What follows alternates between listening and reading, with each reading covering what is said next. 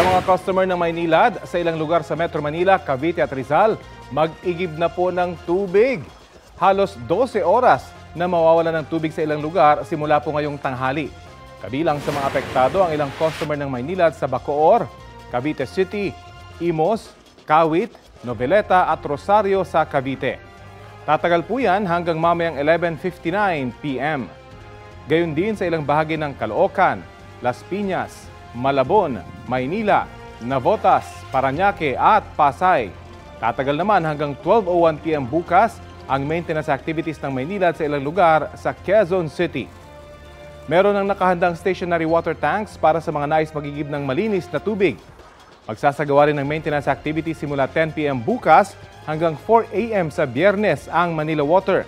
Kabilang sa mga apektado ng water service interruption ang ilang bahagi ng Barangay Pasong Tamo sa Quezon City, Barangay Upper and Lower Bikutan sa Taguig, pati sa Barangay Ugong at Santa Lucia sa Pasig, at Barangay San Juan, Cainta sa Rizal at Barangay Santa Ana sa Taytay, Rizal. Pansamantala ring mawawalan ng tubig sa Barangay 873, 876, 877 at 878 sa Maynila simula 11 p.m. bukas hanggang sa Biyernes ng umaga.